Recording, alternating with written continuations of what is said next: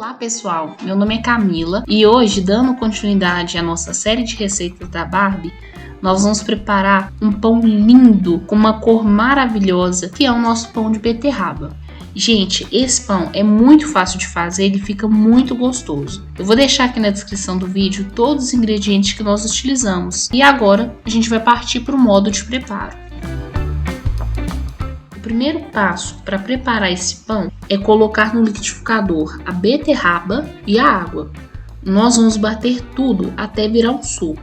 Depois desse processo, nós vamos peneirar o suco para retirar o excesso de fibras.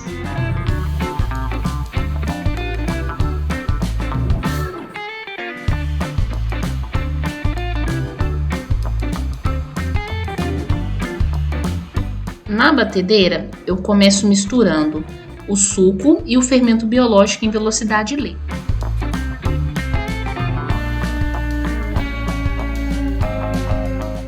Aos poucos e com a batedeira ainda ligada, a gente vai acrescentando o açúcar, o ovo e a manteiga. Aqui nessa batedeira eu utilizo a misturadora em pá, que é própria para massas pesadas. Agora, caso você não tenha uma batedeira específica para esse tipo de uso, você pode mexer com a espátula.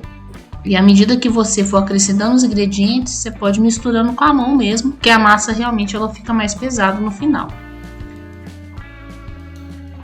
Com a batedeira ainda ligada, em velocidade baixa, nós acrescentamos a farinha de trigo aos poucos.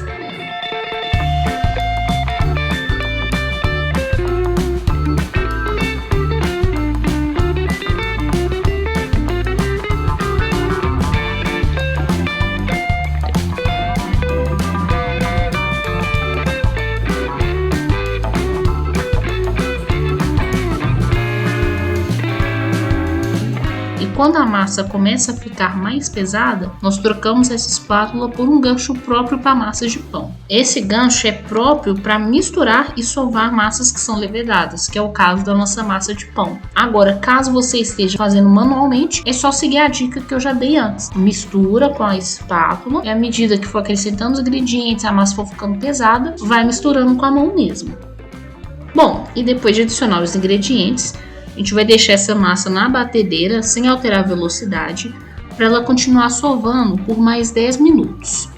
O processo também pode ser feito manualmente, mas eu particularmente amei a praticidade de poder preparar a massa e sovar no mesmo equipamento. Essa batedeira ela tem um valor mais alto de fato, mas eu acho que valeu a pena cada centavo investido nela, viu? E depois de ter sovado a massa, o próximo passo é deixar ela descansar para ela aumentar.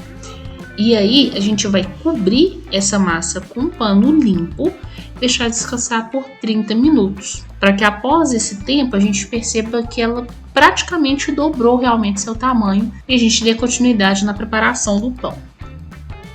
Agora a gente vai precisar de untar uma forma com manteiga e enfarinhar para poder colocar os pãezinhos. A gente vai perceber que a massa, além de ter dobrado de tamanho, vai ficar mais elástica, o que indica pra gente que ele vai ficar mais macio, mais fofinho quando já estiver pronto. Nós vamos pegar pequenas porções dessa massa, fazer bolinhas e colocar nessa forma com 2 dedos de distância entre um pão e outro. Após isso, nós vamos cobrir novamente e deixar descansar por mais 30 minutos. Logo em seguida, é só assar por 30 minutos em forno pré-aquecido a 180 graus. É só esperar esfriar e tá pronto. Gente, esse pão, ele fica fofinho e delicioso. Não dá para sentir realmente o sabor forte da beterraba. É um sabor bem suave, fica muito bom. Fora que essa cor é linda, né?